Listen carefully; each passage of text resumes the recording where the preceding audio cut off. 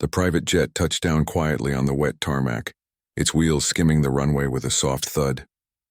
Inside, Alexander Cole, one of the country's youngest billionaires, closed his laptop and exhaled deeply. The city lights shimmered through the rain outside, a sight that usually made him feel invincible.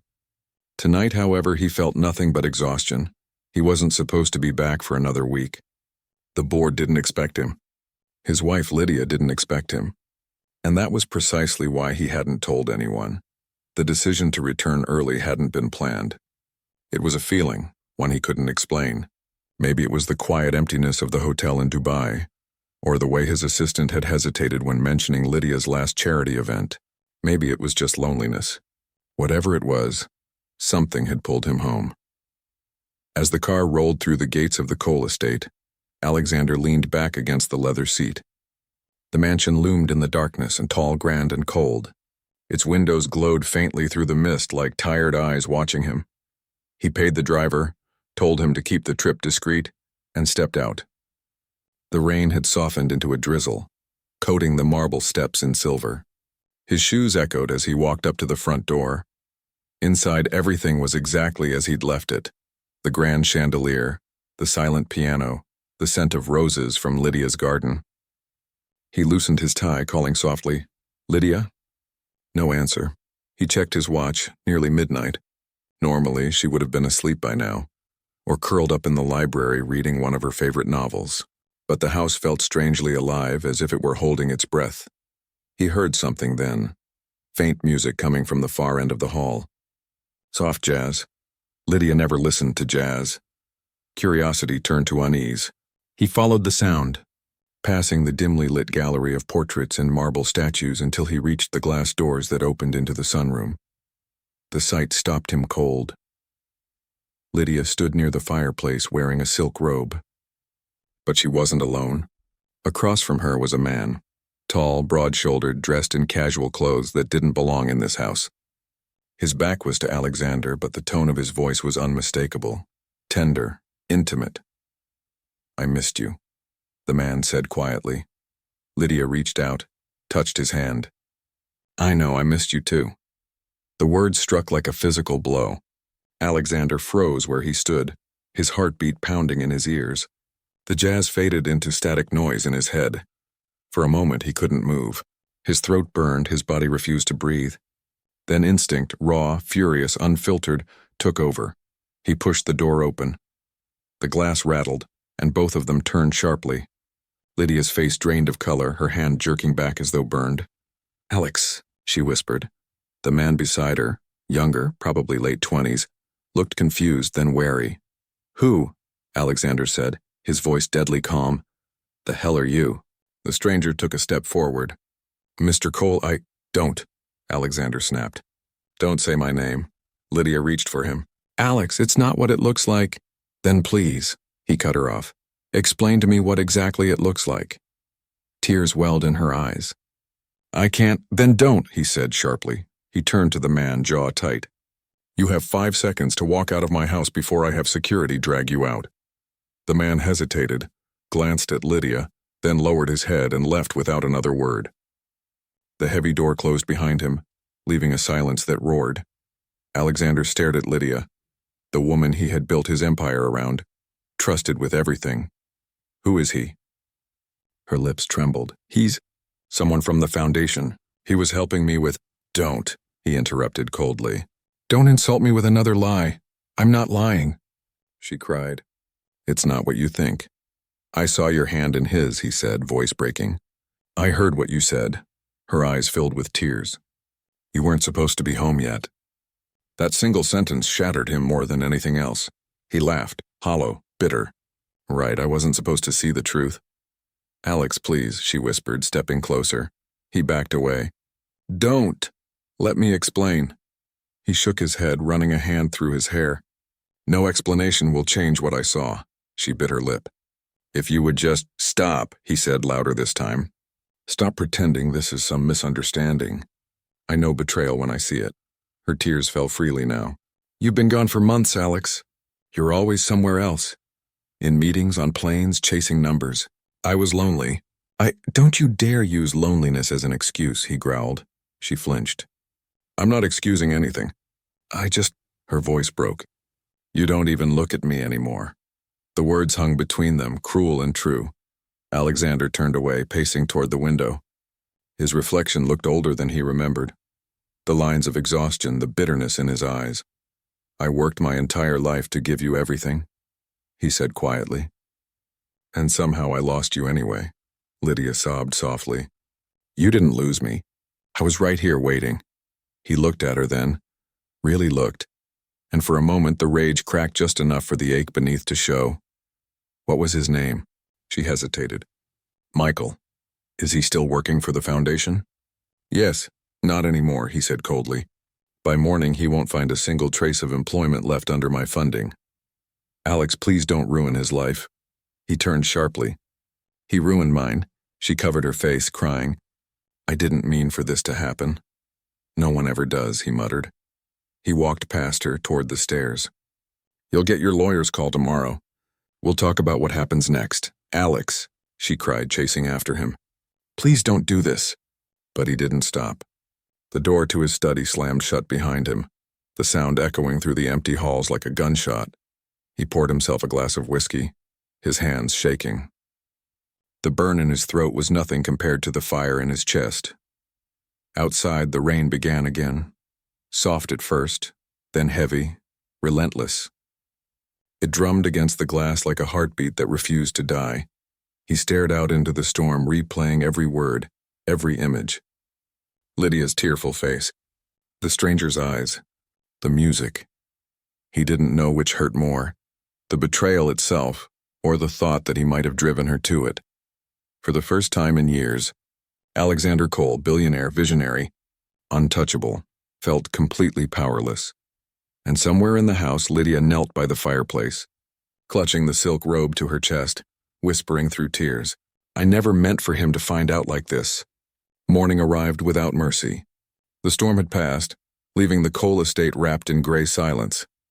The sunlight, weak and reluctant, slipped through half-closed blinds and fell across the grand marble floor. Cold, lifeless, too clean for the chaos that had torn through the night. In his study, Alexander sat slumped in his chair, still in the same clothes as yesterday. The untouched whiskey on the desk caught the light, a faint amber glow in an ocean of shadows. He hadn't slept. He hadn't moved much either. Every time he closed his eyes, he saw it again. Lydia's trembling hand in another man's, her voice whispering, I missed you. Those 3 words had replayed in his mind like a curse. His phone buzzed softly.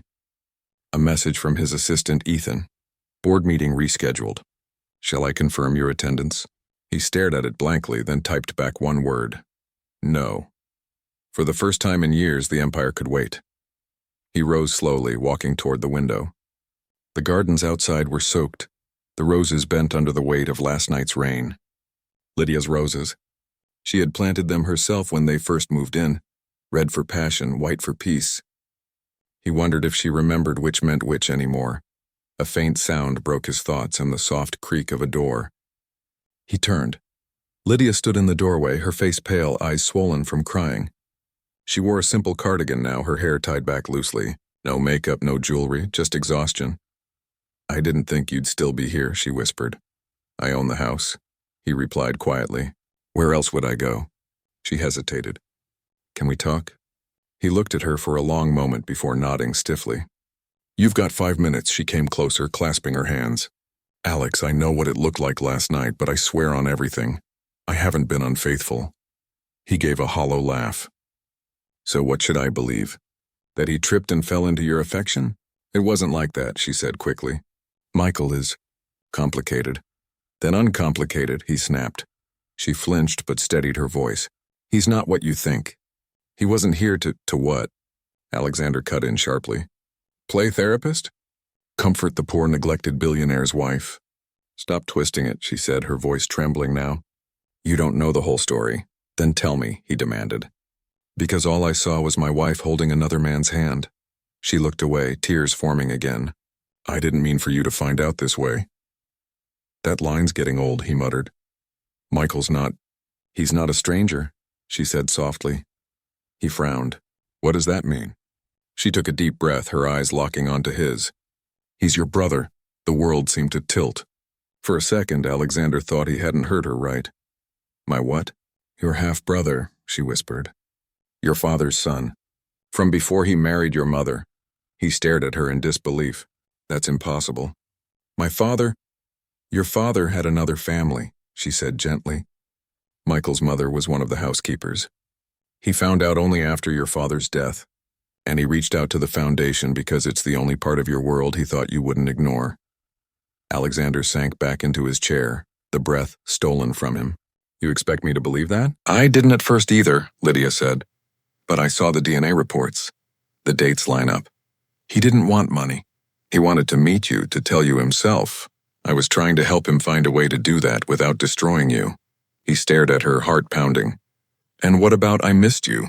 She blinked, tears sliding down her cheeks. He said that to me after I told him I'd arranged a meeting with you next week. He thanked me, like family does. Nothing more. Silence filled the room.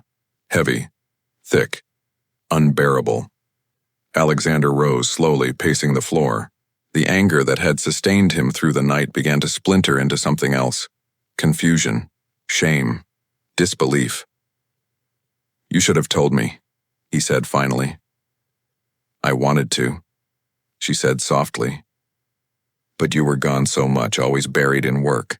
You barely even saw me anymore, Alex. I didn't know how to reach you. He ran a hand through his hair. So you kept a secret about my father's bastard son living under my nose? Don't call him that, Lydia said sharply. He's innocent in all this. You both are, he turned, glaring. You lied to me, Lydia. I protected you, she cried.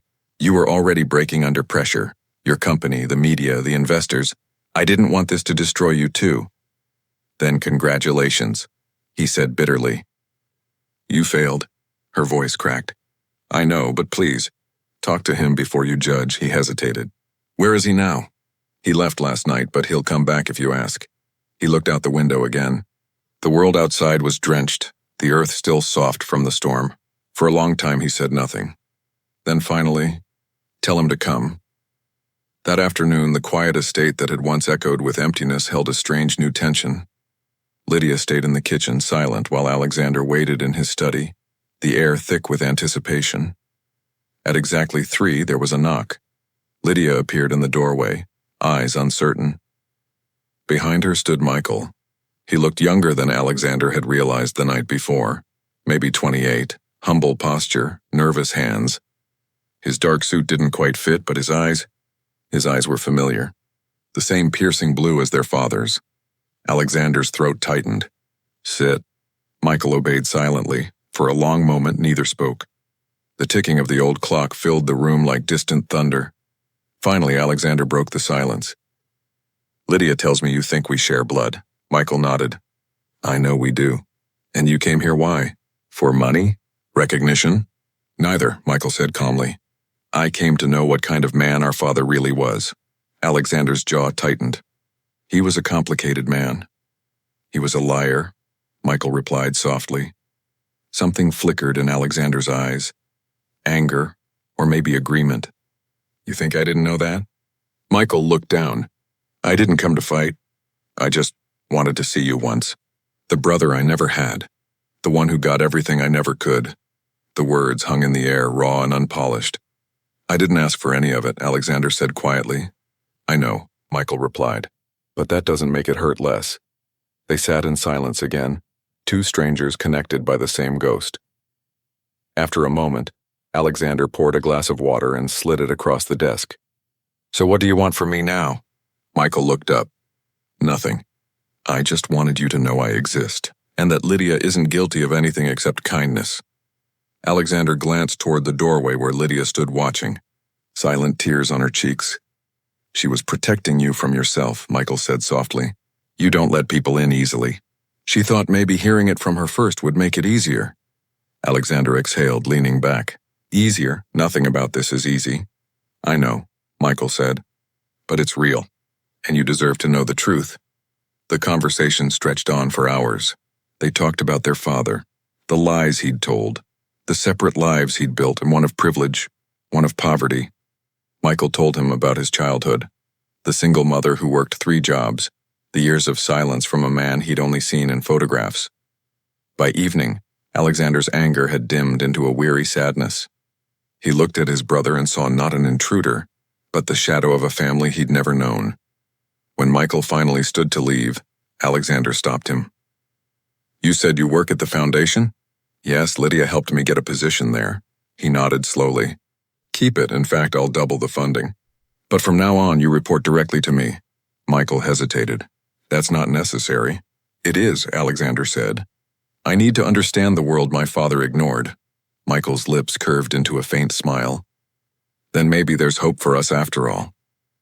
As he left, Lydia stepped forward, wiping her tears. "Thank you," she whispered. Alexander didn't answer. He poured another drink, staring at the empty glass a long moment before saying, "You still should have told me." "I know," she said, "and I'll spend the rest of my life trying to make that right." He looked up at her, eyes tired but softer now. "We'll see." She reached out hesitantly, brushing her fingers against his hand. "Alex, can we try again?" He didn't pull away.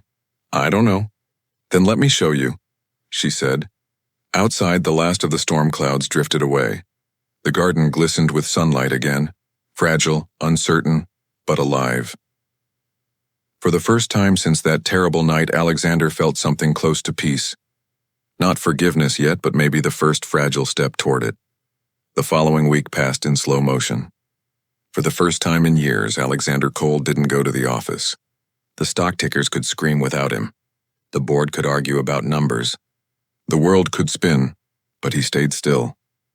Every morning, he walked through the estate's vast halls, his footsteps echoing in rooms that had once felt like victory. Now they only sounded like memory. He avoided Lydia at first, not out of hatred anymore, but confusion. Her presence brought warmth and ache at the same time. She didn't push him. She simply moved through the house quietly, watering the plants, fixing breakfast he never touched, and leaving the roses he once loved in his study. One night, Alexander sat alone on the balcony, watching the sunset melt into gold and crimson. He thought about Michael, the brother he'd never known, the one he'd almost destroyed in anger. He remembered the look in Michael's eyes when he said, "I just wanted you to know I exist." That sentence haunted him more than Lydia's confession ever had. He had spent decades building towers of power and pride. But somehow in that process he had forgotten what it meant to belong. The empire had been everything to him, until it wasn't. 2 days later, he made a call. "Tell the board," he said to his assistant Ethan, "that I'll be taking a leave of absence, indefinite." There was silence on the other end. "Sir, the investors, they'll survive," Alexander said. "For once, let them learn what life feels like without me running it." When he hung up, he felt something unexpected, relief. He turned off his phone, slipped on a coat, and drove. The Foundation's community center sat on the poorer side of the city, nestled between faded apartment blocks and a half-abandoned school. It was one of Lydia's projects, a safe haven for struggling families. Children played outside under a fading mural that read, "Hope has no price." Volunteers carried boxes of food and blankets, laughter and chaos mingling in the air. And there, near the entrance, stood Michael. He was helping an old woman lift a crate of vegetables, sleeves rolled up, sweat shining on his arms. He looked nothing like the angry reflection Alexander had painted of him in his mind. When Michael saw him, his smile faltered, unsure. "You came," Alexander nodded. "I did." For a moment, neither spoke. The noise of children filled the silence. "I've been thinking," Alexander said finally. "You said you wanted to know what kind of man our father was. I think I've been asking the same question all my life, in my own way." Michael studied him. "And did you find an answer?" "Not yet," Alexander said. "But I think I've been living his mistakes instead of learning from them." Michael gave a small, understanding nod. "He hurt a lot of people. You didn't have to carry that weight?" "I did anyway," Alexander said quietly, "and I passed it to everyone around me." He paused, watching a young girl chase a balloon through the courtyard. "You were right. Lydia wasn't guilty of betrayal. I was. I betrayed everything that mattered, one deal at a time." Michael's expression softened. "Then maybe this is where you start over." Alexander exhaled. "I want to help.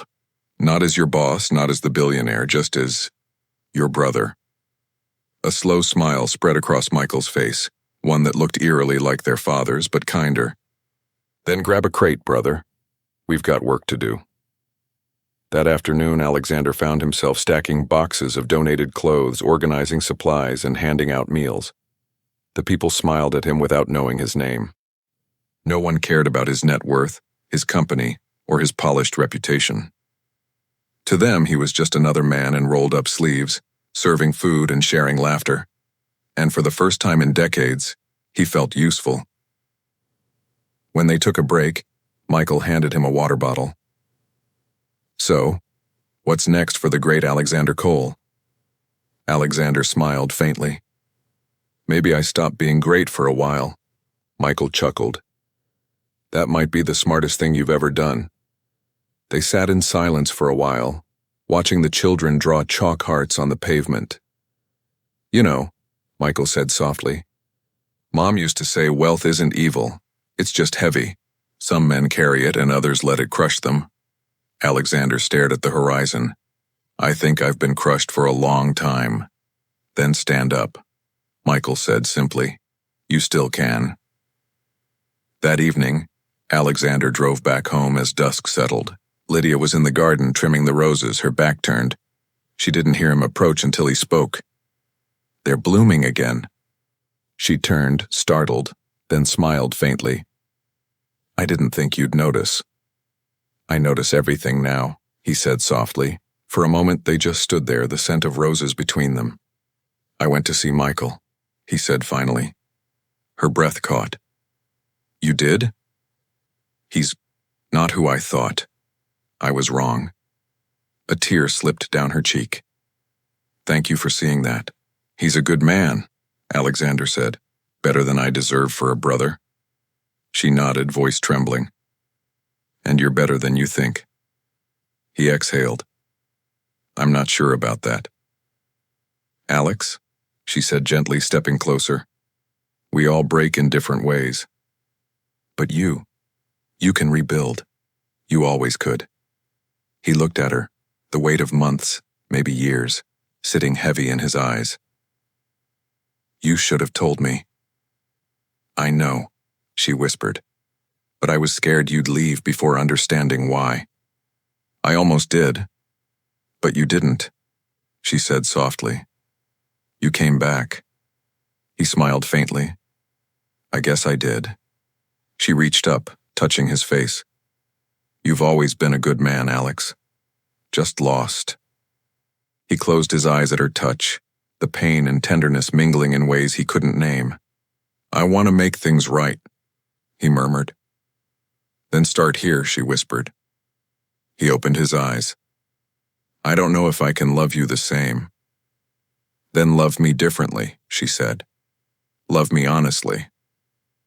The days that followed were slow and delicate, like learning to walk again. Alexander began spending more time at the foundation. He funded new projects quietly, without headlines.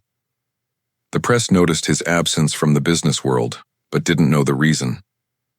He didn't care. Michael became not just his brother, but his partner in rebuilding, both their lives and the communities their father's silence had once ignored. One afternoon, they stood side by side at a ribbon cutting for a new outreach center. Reporters clamored nearby, snapping photos. A journalist called out, "Mr. Cole, is it true you've stepped down as CEO permanently?" Alexander smiled, looking at Michael beside him. "Let's just say I've found better work." The crowd laughed. The flash of cameras caught something the world hadn't seen before, Alexander's genuine smile. Later, as they stood outside, Michael clapped his shoulder. "You handled that well." "I almost sound human again," Alexander joked. "You always were," Michael said. "You just forgot." That night, Alexander returned home to find Lydia sitting on the balcony, wrapped in a shawl. He joined her, setting down 2 mugs of tea. She looked up, surprised. "You made this?"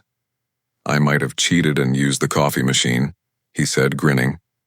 She laughed softly, a sound he hadn't realized he missed so much. They sat together in silence, the city lights blinking faintly below them. "Do you ever wonder," she said after a while, "how different things might have been if your father had told the truth?" "All the time," he admitted. "But maybe this was the only way for us to find ours." She looked at him, eyes glistening. "And have you found it?" He smiled faintly. "Pieces of it, enough to start again." She reached for his hand, and this time he didn't hesitate. "Do you think we can ever be what we were?" she asked quietly. He shook his head. "No, but maybe we can be better." The words hung in the air, soft but sure. Below them, the garden shimmered under moonlight. The white roses glowed pale gold, while the red ones stood vivid, alive, just like them. Weeks later, Alexander visited his father's grave for the first time in years. He stood there a long while, the autumn wind tugging at his coat. "You made a lot of mistakes," he said quietly. "And so did I. But I'm done carrying yours." He placed a single rose on the grave, half red, half white, and walked away without looking back. The final scene was simple. Lydia stood at the entrance of the new foundation center, surrounded by volunteers. Alexander arrived beside her, and Michael joined a moment later. Children ran around them, laughter filling the air. Lydia turned to him, smiling. "You look happy." "I am," he said softly. "For once I actually am." She reached out, fixing his tie. "And that's all I ever wanted." He caught her hand, holding it gently. "Then let's keep it that way." Michael called out from across the courtyard, grinning. "Come on, brother, time to work." Alexander chuckled. "Coming." He turned back to Lydia. "You coming too?" She smiled. "Always." They walked forward together, not perfect, not unscarred, but whole in a way neither had been before. The camera of life panned out slowly, the billionaire, his wife, and his brother standing in sunlight, surrounded by the laughter of the very people they once overlooked. And for the first time in a long, long time, Alexander Cole didn't see power, money, or regret. He saw family, he saw forgiveness, he saw life.